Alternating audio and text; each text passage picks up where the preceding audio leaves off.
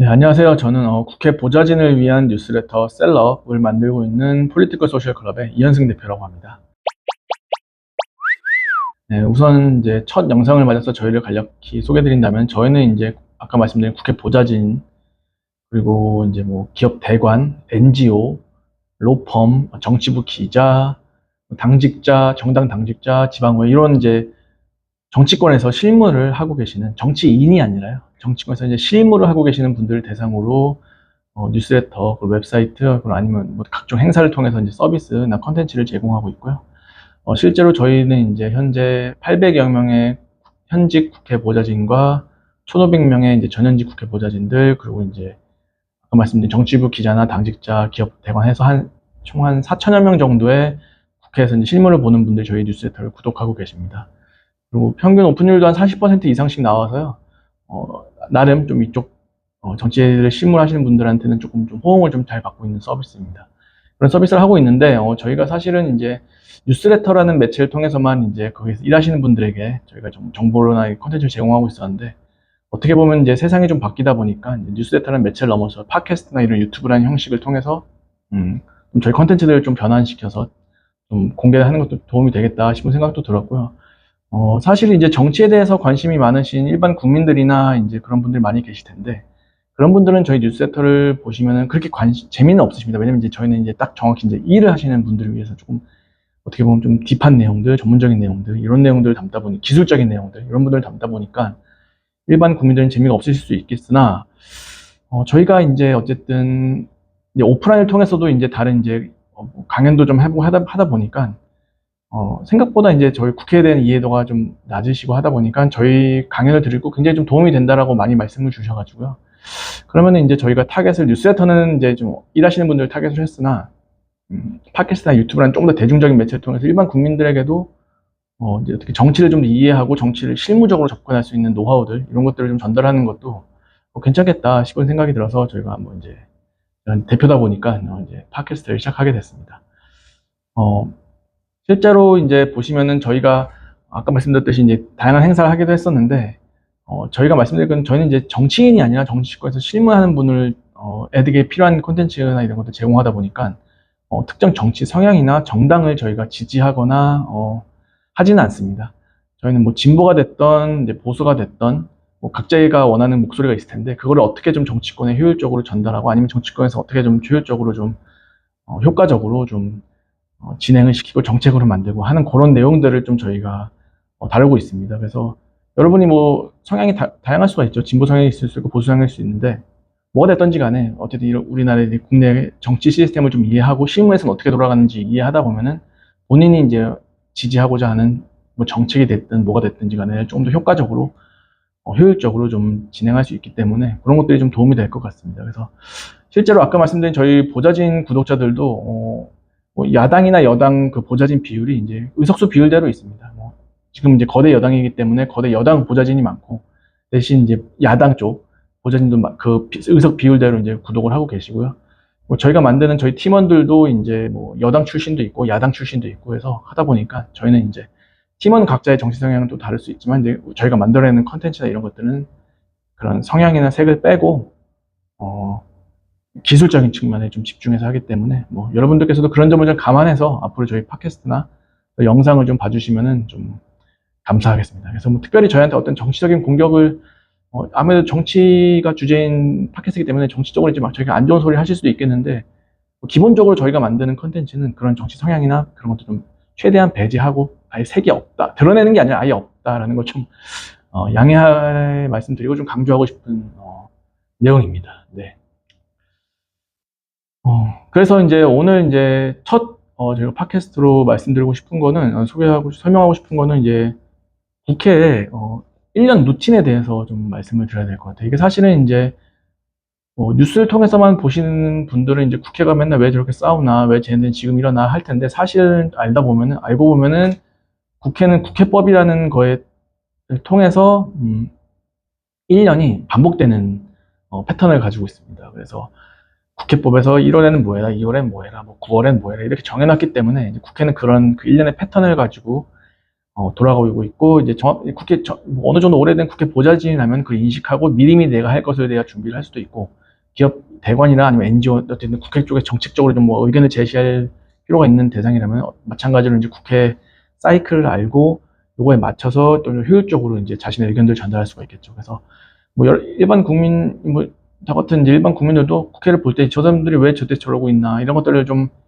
1년 사이클을 미리 아신다면은 이 정치인의 관심사가 어디로 가 있다 이런 것들을 아신다면은 좀 더 이해하기 쉬울 것 같습니다. 정치 뉴스를 보는데도 좀 더 이해하기 쉬울 것 같습니다.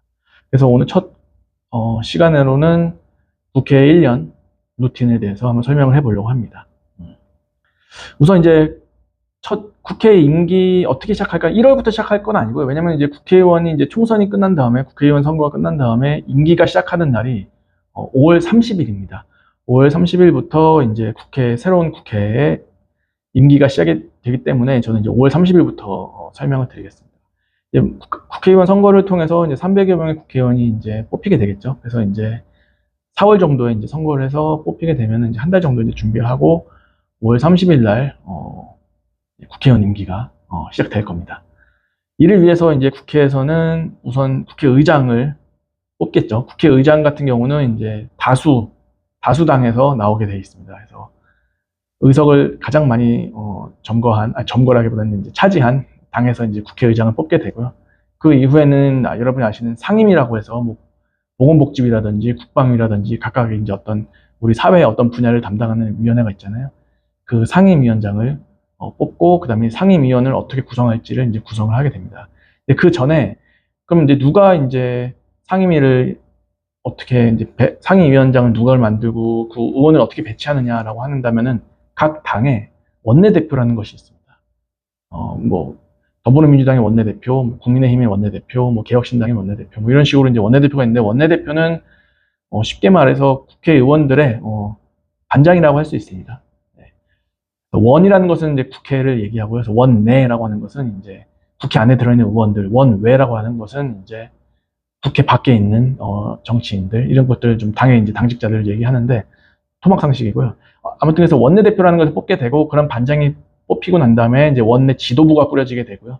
그러면 이제 각 당이라고 할때 교섭단체라고 해서 20석 이상 갖고 있는 정당은 원내 교섭단체라고 해서 교섭을 할 수 있는 이제 한마디로 원내대표 간에 국회를 어떻게 운영할 수 있는지를 결정할 수 있는 당이 되는데 교섭단체가 되게 되는데 그런 교섭단체 원내대표 간에 이제 협의를 통해서 이제 국회를 어떻게 꾸려낼지를 먼저 정하게 됩니다. 그래서 현재는 이제 지금 기준으로 봤을 때 교섭단체는 이제 더불어민주당하고 국민의힘이잖아요. 그래서 이 두 당의 원내대표 간의 협의를 통해서 상임위원장은 어느 당에서 가져가고 뭐 이런 것들을 먼저 정하게 됩니다. 아마 최근에도 이제 후반기 국회가 시작되면서 새롭게 이제 상임위를 구성하게 되거든요. 이제 국회는 이제 4년 임기 중에 2년 동안 한 상임위를 하고 2년이 지나면 후반기 국회라고 해서 다음 2년 동안 어떻게 이제 상임위를 다시 한번 재배분해서 국회를 운영하게 되는데 마찬가지로 국회 시작할 때도 이제 원내대표들 간에 이제 상임위를 어떻게 배분할지를 결정합니다. 그래서 최근 이슈가 된 건 법사위원장, 법제사법위원장을 야당이 가져가느냐, 여당이 가져가느냐로 굉장히 싸웠잖아요. 그런 협의를 하는 게 원내대표 간에 그런 협의들을 하게 됩니다. 그렇게 이제 국회가 시작되면 그걸 먼저 정하고, 이제, 그 다음에 이제 누가 상임위원장을 가져가겠다 정해지면서 동시에 이제 각 당 의원들한테 어느 당 가고 싶냐 이렇게 지망을 받습니다. 1, 2, 3 지망 같은 걸 받아서, 이제 배분을 하게 되는데요. 사람들이 다 가고 싶어 하는 상임위가 또 특별히 있는데, 우선적으로는 이제 사실 대표적으로 인기가 많은 상임위가 이제 국토교통위원회 정도가 가장 좀 인기가 많습니다. 왜냐면은 이제 여러분들이 국회의원 선거 보시면은 많은 공약들이 아마 뭐 역을 만들어주겠다, 뭐 재개발을 해주겠다, 뭐 철도를 놓겠다, 뭐 그런 거잖아요. 전철역을 만들겠다. 근데 그런 것들이 어쨌든 이제 가장 이제 유권자들한테 와닿는 공약들이기도 하고, 뭐 어떻게 보면 이제 부동산 재산값을 올리는 좀 그런 거기 때문에 많은 국회의원들이 공약으로 내삼고 있는데 그거를 주관하는 데가 국토위원회이기 때문에 많은 의원들이 이제 국토위원회 가서 자기 지역구에 있는 사업들을 만들어내고 싶고 하기 때문에 국토위원회가 좀 인기가 많다. 그 외에 뭐 다양하게 또 이제 상임위원들 또 인기가 많은 정무위원회라든지 정무위원회 같은 경우는 기업 관련해서 공정위 쪽이 있기 때문에 또 뭐 그런 다양한 것들 기업 관련된 업무를 할 수 있기 때문에 뭐 하여튼 그런 인기 있는 상임위원회가 있기 때문에 그 안에서도 뭐 지만 갖고 엄청 싸우고 또 막 원들끼리 하고 배분하고 막 그러기도 합니다. 네. 그런 과정을 이제 원내대표가 하는데 이 원내대표는 아까 말씀드린 반장이라고 했잖아요. 국회의원들. 그래서 원래는 이제 예전에는 국회의원들끼리만 투표를 해서 반장을 뽑았습니다. 근데 최근에는 이제 좀 당원 주권주의 뭐 이런 말들 통해서 옛날에는 국회의원들만 해서 이제 투표를 했다면 지금 이제 당원의 어느 정도 당원들이 이제 원내대표를 뽑는데 좀 투표권을 좀 갖기도 하는 경향이 또 있는 것 같습니다. 또 최근 트렌드가 또 그렇게 좀 바뀌기도 했고요. 어쨌든 그렇게 해서 이제 5월, 6월에는 국회 상임위를 맡게 되고 그러면서 이제 각자 이제 7월, 8월이 되면서는 어, 평소 같으면 이제 휴가 기간이고 하지만 국회가 처음 만들어졌을 때는 어쨌든 이제 어, 각자 속한 상임위에 대해서 이제 의원도 공부를 하게 되고요. 보좌진도 공부를 하게 되고 그런 시간을 갖습니다. 그게 이제 7, 8월 정도가 되고요. 9월에는 알다시피 이제 정기회라고 해서 국회법에는 9월에 정기 국회를 열어서 회의라는 말입니다. 회의를 열어서 100일 동안 100일 안으로 100일 동안 이제 운영하게 됩니다. 그 안에서 이제 국정감사라는 걸 하고 또 이제 내년도 이제 예산 처리 같은 걸 하게 되는데요. 국정감사는 이제 국회가 가진 큰 권한 중에 하나인데 삼권 분립이잖아요. 그러다 보니까 이제 국회 입법부는 행정부를 견제하는데 그 가장 큰 수단 중에 하나가 이제 국정감사입니다. 그래서 자기가 속하는 그 상임위에 있는 정부 부처들이 지난 한 해 동안 일을 잘했나 못했나를 이제 감사하게 되고 그런 것들을 이제 보좌진들이 이제 아이템을 찾아서 의원한테 전달하게 됩니다. 그래서 이제 7월, 8월 정도는 이제 9월 보통 이제 9월 말에서 10월 중순쯤에 이제 국정감사가 한 달 정도 보통 20일인데 주말 끼고 해서 한 달 정도 운영을 하는데 이때 이제 많은 이제 국회의원들과 보좌진들이 아이템을 막 찾고 막 하는 그런 과정이 됩니다. 그래서 그때 이제 많은 분들이 민원도 넣기도 하고요. 뭐 이런 것들이 문제다라고 제보도 하기도 하고요. 아니면 실제로 이제 보좌진들이나 의원들이 뭐 현장에서 얘기를 듣는다거나 아니면 뉴스를 찾는다거나 논문을 본다거나 아니면 뭐 다양한 자료들을 보고 행정부가 잘못한 것들을 좀 찾아내고 지적하는 그런 준비 과정이 이제 8월 말부터 이제 9월 한 달 정도 이루어지게 됩니다. 이렇게 해서 아시다시피 이제 그래서 9월에서 10월 정도 되면 엄청나게 많은 이제 국회의원들의 보도 자료가 일어나고 예를 들자면은 뭐 뉴스만 들어도 쉽게 찾으실 수 있는데 뭐 어린이 건강에 안 좋은 뭐 제품들이 뭐 수입되었다 뭐 이런 알고 통계 자료를 보니 그랬다 뭐 국회의원실에 따르면 뭐 이런 것 보도 자료 엄청나게 많이 나오고 또 이때 이제 의원들이 국정감사를 통해서 엄청난 큰 건수를 잡게 되면 건수라기 좀 그렇죠. 어쨌든 되게 뭐 이슈를 받는 그런 행정부가 잘못한 일을 찾아내거나 뭐 그렇게 된다면 또 스타 국회의원이 돼가지고 또 언론의 스포트라이트도 받고 마찬가지로 보좌진들이 이제 사실상 실무를 하다 보니까 그런 것들을 찾아와야 되잖아요. 찾아와서 의원한테 전달을 하고 의원하고 같이 논의하면서 이제 그걸 좀 디벨롭 시켜나가면서 이제 하게 되는데 어쨌든 그래서 동시에 이제 국회 보좌진의 입장에서는 국정감사가 그 보좌진으로서의 능력을 평가받는 굉장히 중요한 자리이기도 합니다. 그래서 굉장히 이제 8월, 9월, 10월 이때는 국회 자체는 이제 국정감사로 굉장히 정신이 없는 시기가 들어갑니다. 그래서 그때는 이제 어쨌든 아이템 찾는 게 현안이 되어 있기 때문에 여러분들이 뭐 민원이라든지 뭐 특별히 고쳐야 할 규제가 있다든지 제도가 있다든지 하면은 적극적으로 국회 쪽에 전달하게 되면은 국회에서도 이제 좀 더 평소보다 좀 더 깊은 관심을 갖고 좀 받아들일 수가 있다 말씀을 드리고요. 그렇게 해서 이제 한 추석을 대부분 끼고 전후 아니면 끼고 이제 국정감사를 치르게 되면은 거의 국정감사 기간에 보좌진들은 거의 맨날 밤새입니다. 이제 정부와 이제 어떻게 보면 싸움을 하는 자리거든요. 자료를 내놔라 안 준다. 자료를 분석해서 잘못된 점을 찾아내고 이렇게 하다 보면 미리미리 준비해도 어쩔 수 없이 계속 밤새고 뭐 국정감사 하는 전날까지도 밤새고 질의서 쓰고 막 맨날 이런 게 반복이 돼서 굉장히 피곤한 어떻게 보면 야근 주말 없는 추석도 사실은 없는 그런 이제 가을을 보내게 됩니다. 그렇게 해서 국정감사가 끝나면은 이제는 내년도 그 다음 연도에 예산을 보게 되는데요.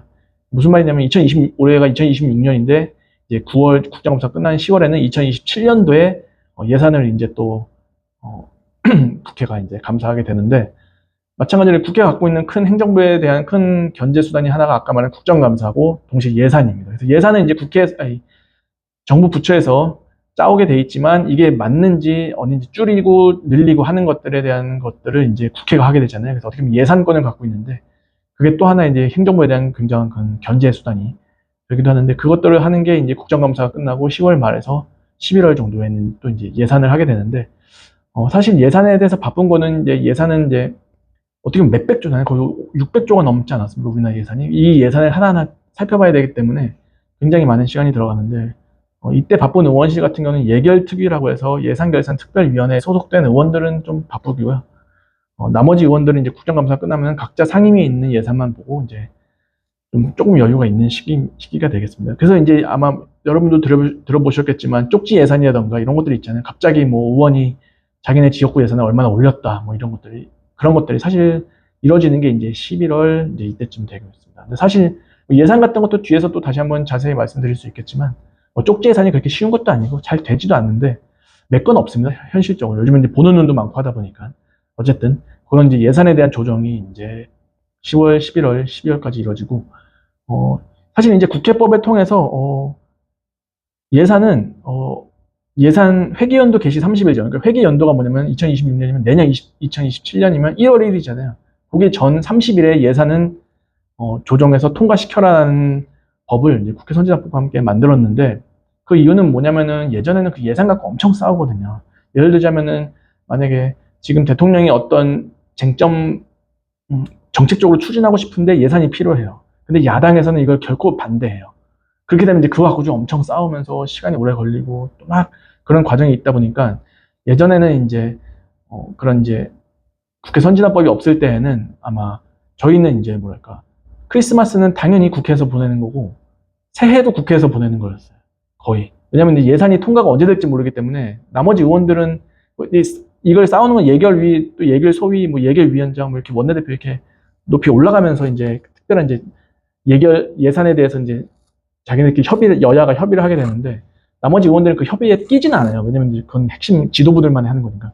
근데 이제 이게 언제 통과가 돼서 국회 본회의를 통과시켜야 될지 모르기 때문에 국회에서 대기를 해야 됩니다. 그러다 보니까 이제 보좌진들도 대기하게 되고, 예전에는 너무 맨날 싸우다 보니까 내년이 될 때까지도 싸우고, 근데 내년 되면 진짜 너무나 국민들한테 욕을 먹으니까 싸우다 못해서 31일 날, 뭐 12시, 밤 12시에 이제 예산을 통과시키고 이러다 보니까 한때 국회는 이제 31일은 집에 갈 수 없는 날이었습니다. 항상 새해는 항상 국회에서 맞이하는 게 사실 관례처럼 돼 있었는데, 최근에는 이제 어쨌든 국회 선진화법이 생기고 어쨌든 12월 2일까지는 예산안을 통과시켜라. 그게 안 되면은 그냥 행정부안으로 올려버린다. 이렇게 법이 만들어져 버렸기 때문에 어떻게든 이제 12월 2일 날은 통과시키려고 하고 있습니다. 그럼에도 여전히 이제 그 법정 기한이라고 하는 12월 2일을 넘겨서 예산을 합의를 하긴 하는데, 그래도 최근에는 이제 그 다음 해까지 넘어가는 경우는 거의 없었던 것 같아요.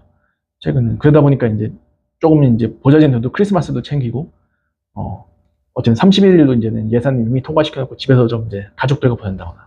물론 이제 지역구를 열심히 하는 의원들은 31일에도, 아니, 1월 1일에는 이제 지역구 주민들과 뭐 일출을 보러 산으로 가기도 하죠. 그럴 때는 이제 보좌진들도 동원이 돼서 가족과 못 보내고 의원 따라서 이제, 뭐랄까, 새해를 보러 내가 살고 있지도 않은 동네에 가서, 보는 경우도 있죠. 뭐 그렇게 이제 또, 하반기는 5월 31일 이후 이제 1년의 하반기는 국회는 그렇게 바쁘게 좀 돌아갑니다.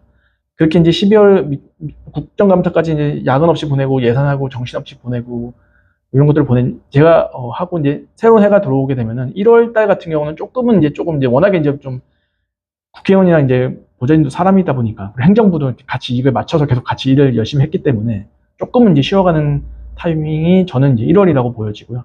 물론 이때는 이제 선거라든가 이런 특별한 뭐 이벤트가 없는 그냥 그런 해를 얘기하는 겁니다. 1월은 조금 쉬어가는 코스고 해서 이때는 보통 이제 의원들도 새해다 보니까 지역구 여의도에서 이제 어떤 활동을 하기보다는 자기 본인 지역구에 내려가서 지역 주민들도 만나고 뭐 새해 인사도 다니고 하는 경우가 있고요. 보좌진들도 마찬가지로 이때 조금 겨울 휴가도 가긴 하지만 동시에 이제 어쨌든 국회 일정이 좀 없기 때문에 그 대신 또 하나의 큰 업무가 있잖아요. 입법안 발의하기. 이럴 때 이제 입법안 같은 것도 많이 좀 발의하고요. 쉬어서 뭐 하냐, 일이라도 하자 하면서 이제 입법안도 발의하고 뭐 하기도 하고, 이제 의원들은 이제 한 해 정리하는 의정보고라고 해서 지역구 국민들한테 나 작년 한 해 동안 이런 지역을 위해서 이런 활동을 했습니다. 해서 의정보고회를 열어서 뭐 이제 자기들 이제 성과를 좀 홍보한다던가 이런 작업들이 1월 정도에 좀 이루어집니다.